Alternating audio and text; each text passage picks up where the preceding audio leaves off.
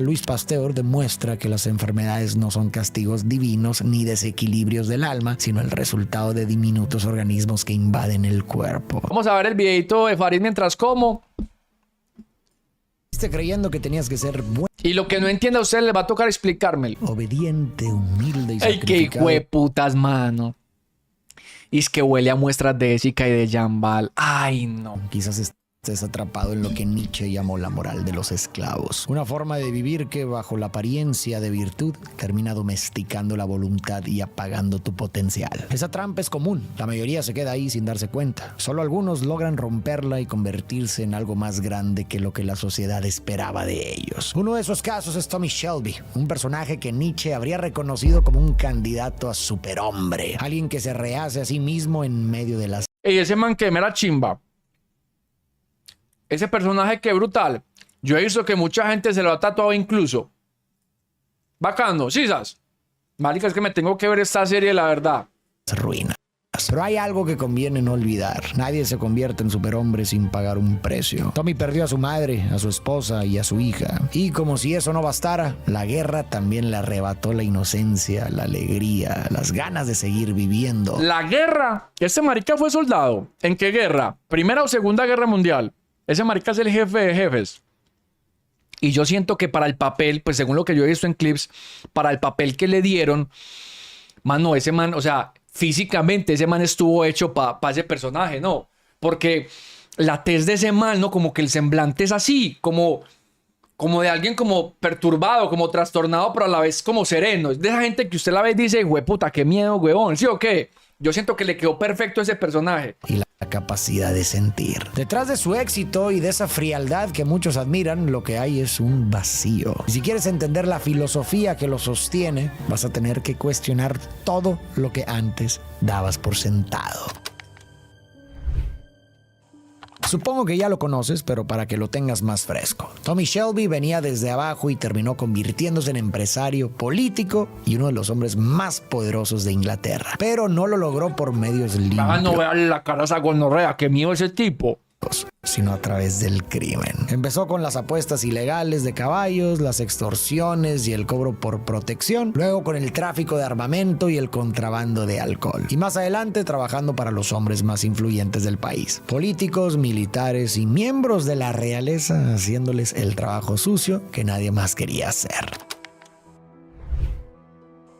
Pero para Tommy todo eso es perfectamente normal. No lo ve como algo malo, porque en su visión el mundo simplemente funciona así. Todos hacen lo que tienen que hacer para sobrevivir y escalar. En una ocasión Mateo, un 10 de 10 esta carne, papio, yo. Un jodido 10 de 10, huevón. Sí. Claro que, pues, que por ese precio uno no puede esperar menos, pero está muy rico. Soy un hombre de negocios y los hombres de negocios ofrecen productos que la gente quiere y necesita.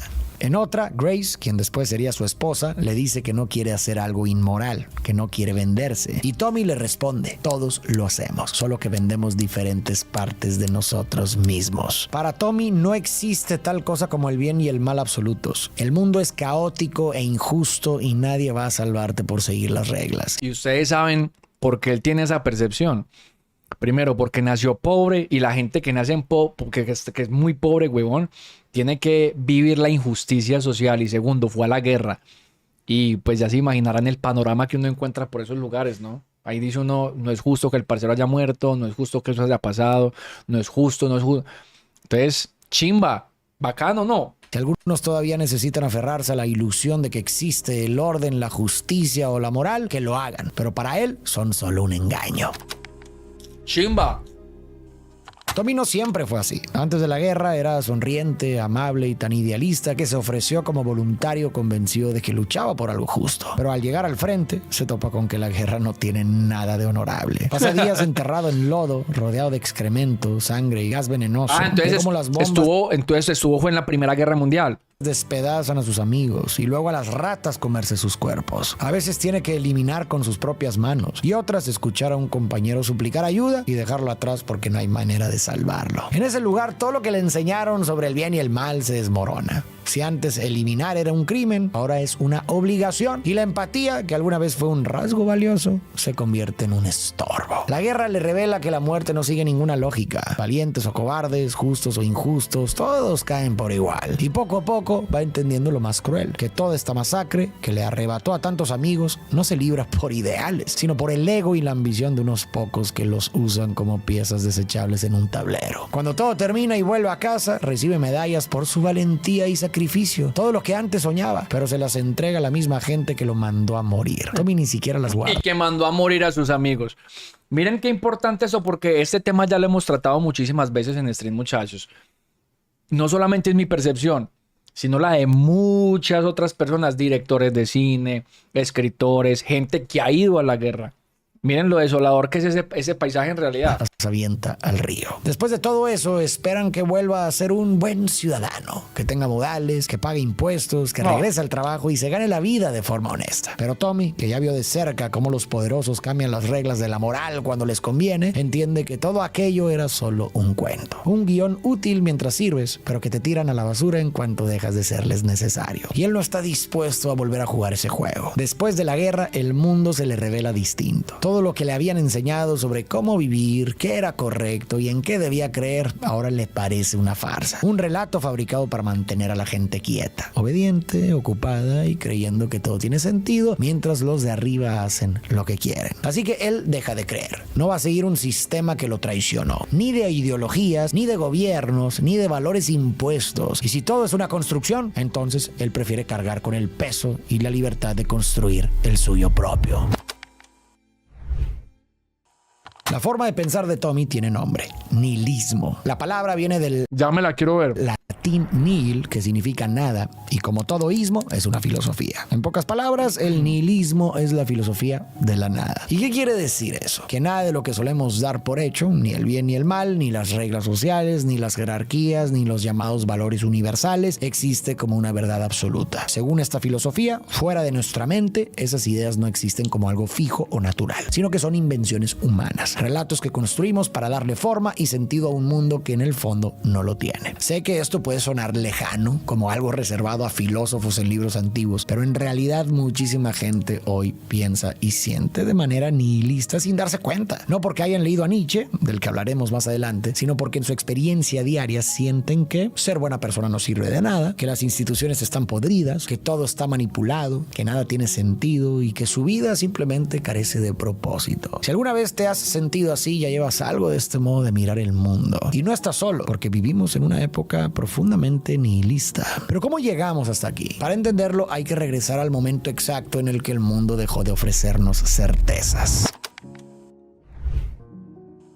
En el siglo XIX ocurrieron 3 descubrimientos que ayudaron a cambiar para siempre la manera en que el ser humano entiende su lugar en el mundo y el propósito de su vida. El primero llegó en 1859. Charles Darwin publica El origen de las especies y propone algo que para su época era casi una herejía: que los seres humanos no fuimos puestos aquí por un diseño divino, sino que descendemos de otras especies a través de la selección natural. Que estamos aquí porque en el largo juego de la vida sobrevivieron los que lograron adaptarse mejor. Empezó a tambalearse la idea de que estamos aquí por un motivo superior, que un Dios nos había creado con un propósito especial en mente. El segundo golpe no tardó mucho en llegar. En la década de 1860, Louis Pasteur demuestra que las enfermedades no son castigos divinos ni desequilibrios del alma, sino el resultado de diminutos organismos que invaden el cuerpo. Con ello se derrumba otra creencia muy arraigada: que el sufrimiento tiene un sentido moral o espiritual, que la fiebre era porque habías hecho algo mal o porque Dios quería ponerte a prueba. Y solamente hasta 1860, mano, 1860 es que se replantean este tipo de cosas. Hágame esa pues. Lo que quedaba era algo mucho menos trascendente: pura biología. El tercer descubrimiento pasó casi desapercibido al principio. En 1865, un monje llamado Gregor Mendel comenzó a experimentar con plantas de chícharo en el huerto de su monasterio. Lo que encontró cambió la historia. Muchas de nuestras características, como la estatura, ciertos rasgos físicos e incluso algunas enfermedades, no son elegidas una por una voluntad divina, sino que se transmiten de generación en generación a través de lo que él llamó factores hereditarios. En otras palabras, buena parte de lo que somos ya estaba inscrito en moléculas que cargamos desde antes de nacer. Y de pronto... Y qué loco que un monje haya sido el que descubrió eso, ¿no? Que teníamos de nosotros mismos se vino abajo. Ya no éramos el centro del universo, ya no había un propósito especial ni un sentido intrínseco al dolor, ni siquiera a la vida. Joser, que no dejes de estudiar. No dejes de estudiar, mi hermanito. Cursos por todo lado, certificaciones. Métale la ficha y trabaje más de lo que le exigen, porque así es solamente como se aprende. Éramos simplemente otra especie más movida por instintos, por genes y por procesos biológicos. La religión dejaba de alcanzar para explicar el mundo y la ciencia, aunque útil, no traía consuelo. Respondía el cómo, pero no el para qué. Así comenzó a gestarse una gran crisis existencial y mientras muchos trataban de aferrarse a los viejos pilares de siempre, apareció Friedrich Nietzsche para dar el último empujón y obligarnos a mirar de frente el vacío. Nietzsche es sin duda uno de los filósofos más incómodos y honestos que han existido. Marica, Nietzsche también estuvo en la guerra. No buscaba ser amable ni endulzar las cosas. Su objetivo era que dejáramos de mirar hacia otro lado y enfrentáramos esas verdades que casi nadie se atreve a aceptar. No por nada es la figura central del humanismo moderno. Entre todas sus frases hay una que se volvió escándalo en su época. Dios ha muerto y nosotros lo hemos matado. No hablaba, claro, de un asesinato literal. Lo que quería señalar era que con el avance de la ciencia, la industrialización y el culto a la razón, el ser humano fue perdiendo la fe en Dios. Y con la caída de esta fe también se derrumbaron los valores que dependían de ella, el bien y el mal entendidos como verdades absolutas, la promesa de una justicia divina, un sentido último para el sufrimiento y la esperanza de un propósito trascendente. ¿Qué quedaba entonces? Solo nosotros, solos, sin certezas ni consuelo, condenados o liberados a inventar un sentido propio en un mundo que en el fondo no parece tenerlo. Eso mismo le ocurre a Tommy después de la guerra. Todo aquello que antes le daba orden y dirección, la patria, el honor, la religión y la moral, se desmorona y lo que queda es un vacío. Nietzsche pensaba que esa muerte de Dios era dolorosa, pero necesaria. Prefería la intemperie de la libertad antes que seguir sometido a un conjunto de reglas impuestas desde arriba. Sobre todo aquellas de la moral cristiana, a la que llamó la moral de esclavo. Y Tommy probablemente estaría de acuerdo. ¿Por qué? Porque según Nietzsche, esa moral no nació de la virtud, sino del resentimiento. Surgió de la impotencia de quienes no podían ganar. Para entender la lógica de Nietzsche, hay que entender que el cristianismo no nació en palacios, sino desde abajo, desde un pueblo judío que durante siglos fue oprimido, exiliado y conquistado, primero por Egipto, luego por Babilonia y después por Roma. Tras tanta opresión era casi inevitable que creciera un resentimiento, no solo contra quienes los dominaban, sino contra todo lo que ellos representaban: fuerza, riqueza, ambición y poder. Poco a poco esos valores empezaron a verse como algo malo y en su lugar comenzaron a valorarse la humildad, la pobreza, la obediencia y el sacrificio, no porque fueran más altos o puros, sino porque ofrecían consuelo. Como no podían ser fuertes, decidieron que la debilidad debía verse como virtud. Como no podían ser ricos. Uy, marica, eso está muy interesante. Aunque, bueno, eso son, no sé si es la opinión, no sé si Farid Diez se está basando en algo para, pues en algún libro para decir estas cosas, o si es su mera opinión, pero está muy interesante lo que está diciendo, ya que fueron oprimidos tanto tiempo, ahora la virtud era lo que ellos estaban viviendo, para que la realidad fuera soportable, ¿no? Chimba, bacano. Empezaron a creer que la pobreza era pureza. Como no podían ganar, imaginaron que el perdedor era en realidad el justo. Para Nietzsche, así fue como nació una nueva idea de lo bueno: ser obediente, manso y pobre. Y con el tiempo, esta inversión de valores se volvió tan dominante que terminó viéndose como la única forma legítima de distinguir el bien del mal. El problema, según Nietzsche, es que esta forma de ver el mundo no impulsa al ser humano, sino que lo frena. No lo motiva a crecer ni a crear algo nuevo, sino a conformarse, a vivir con culpa por desear más. Y en ese proceso, según él, no solo reprime a los débiles, también castra a los fuertes, a aquellos que tienen la fuerza para transformar el mundo, pero que se autocensuran por miedo a romper las reglas. Tommy comparte esta mirada. No cree que la humildad y la obediencia ciega al sistema sean virtudes. Para él, eso no es moralidad, es una forma de domesticación, una estrategia para mantener dóciles a los de abajo, mientras los de arriba hacen lo que quieren. Por eso decide... ¿Qué opinan ustedes de eso último? ¿Creen que en realidad el sistema funciona de esta manera? Yo digo que sí. Que a pesar de que usted tiene en el sistema también la facilidad de poder llegar a ser esos de arriba, es muy complicado. Tiene que mover muchas fichas. Y a veces le ponen zancadilla para que no lo logre, los mismos de arriba. ¿Sí? Yo también estoy de acuerdo con eso último. ¿Y para qué le voy a decir mentiras, papi? Sí, sí. Yo digo que hay un montón de gente en el chat que dice, sí, yo también estoy de acuerdo con eso.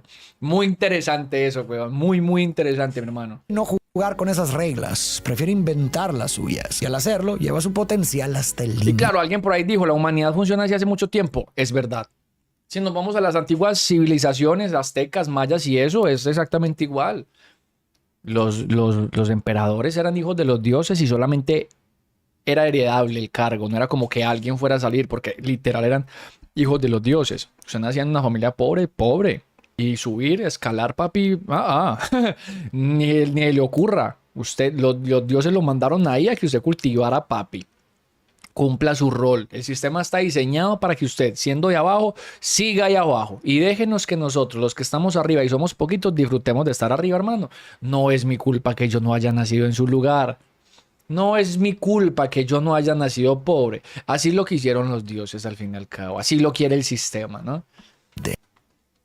Algo que recuerda mucho a lo que Nietzsche proponía. Otra de las ideas centrales de Nietzsche que también resuena en Tommy es la del Übermensch, el superhombre. El superhombre nietzscheano es las aquel castas de la India. Y lo hablamos con el Dane. que logra atravesar el miedo a un mundo sin sentido, que rompe con los valores heredados y se atreve a crear los suyos. Define su propósito y sus propios criterios de valor sin dejarse dictar por ninguna autoridad externa. No destruye los valores universales solo para quedarse en la nada. Atraviesa ese vacío y lo convierte en posibilidad. Si no hay un sentido dado de antemano, entonces él mismo puede darle uno. Si no hay reglas impuestas desde arriba, eso abre la puerta para decidir quién quiere ser y trabajar sin descanso para convertirse en eso. El superhombre asume la responsabilidad radical de su existencia. No copia modelos ajenos. No se deja frenar por lo que los demás esperan de él. Busca elevarse a sí mismo hasta el máximo de sus capacidades, guiado únicamente por su voluntad. Tommy creció en un contexto que parecía tener su destino escrito. Como hombre de clase trabajadora, la sociedad le pedía que se conformara con poco. La ley que aceptara reglas hechas por los poderosos. La religión que esperara su recompensa después de morir. Su familia que no se metiera en problemas y mantuviera la cabeza baja. Y los de arriba que recordara cuál era su lugar y no aspirara a más. Pero Tommy rechazó todo eso. Eligió vivir bajo sus propias reglas. Y eso lo llevó mucho más lejos de lo que el sistema le había permitido soñar. Nietzsche probablemente lo habría visto como un ejemplo del superhombre. Claro que las ideas de Nietzsche también tienen su lado oscuro, porque si nadie cree en valores compartidos, si cada quien actúa solo según su voluntad, la sociedad corre el riesgo de convertirse en un caos. Piénsalo, uno de los personajes que inspiró a Nietzsche para formular esta idea fue Napoleón Bonaparte, un genio militar definitivamente, pero también un dictador que en nombre de su grandeza personal desató más de 10 años de guerras, millones de muertos. A ver, pregunta por VIP. No, mentira, eso lo pueden conseguir en ChatGPT. ¿Dónde nació Napoleón? Muchachos, 11 y 11, pidan deseo. ¿Dónde nació? Ay, muy bien, Vladel. Muy bien. Nació en Córcega. O sea que Napoleón es francés o es italiano. A ver, cuéntenme. Napoleón nació, él nació en una isla que se llama Córcega. Cuando él nació, la isla le pertenecía a Italia. Tiempo después pasó a ser de Francia y por eso él combatía para el lado francés, porque pues él creció en una isla francesa, pero nació en la misma isla cuando era italiana. Córcega, ahí se las dejo. Países arrasados, todo porque creyó que su voluntad estaba por encima de cualquier límite. Ahora imagina un mundo lleno de Napoleones. ¿Cuánto crees que duraría antes de destruirse a sí mismo? ¿Seríamos realmente más libres? Ahí está el dilema. La filosofía de Nietzsche empuja a la grandeza individual, pero también pone en riesgo al colectivo. Pensar solo en el individuo sin considerar a los demás puede terminar erosionando valores colectivos importantes como la empatía, la justicia y la paz. En manos equivocadas, esta filosofía puede ser destructiva, pero en las correctas puede convertirse en una fuerza que impulse una vida más auténtica, basada en valores propios y no impuestos, y que incluso ayude a nivel colectivo a cuestionar y transformar el orden establecido. Puede que la filosofía de Nietzsche te parezca radical, incluso es probable que no coincidas con él en casi nada, y está bien, es sano poner en duda, cuestionar y no creer ciegamente en todo lo que leemos o escuchamos. Lo valioso, más que estar de acuerdo, es usar estas ideas como punto de partida para pensar por nosotros mismos, y quizá ahí sí hay algo que podamos rescatar y llevar a la vida cotidiana. ¿Cómo? Detenernos a revisar nuestras creencias, hacernos preguntas incómodas. ¿Por qué hago lo que hago? ¿Por qué pienso lo que pienso? Porque, como le pasó a Tommy, muchos crecemos dentro de un sistema que ya decidió por nosotros. Un sistema que dicta qué debemos creer y qué debemos rechazar, qué es valioso y qué no, qué estudiar, en qué trabajar, qué metas perseguir. Incluso nos dice quiénes son los buenos y los malos, quién se supone que debemos ser y hasta dónde está permitido llegar. La tarea que te propongo es simplemente cuestionarte, preguntarte cuántas de tus ideas, de tus decisiones y de tus metas son realmente tuyas y cuántas solo estás repitiendo porque es lo que siempre viste Eso está muy interesante lo que está diciendo en este capítulo. Démosle. a tu alrededor. Ah, ya se terminó. Me encantaría leerte en los comentarios. Muchas gracias por llegar hasta el fin. Llegamos de manera oportuna. Tenga su buen like, señor Farid Dieck. Tremendo video. Me voy a ver esa serie.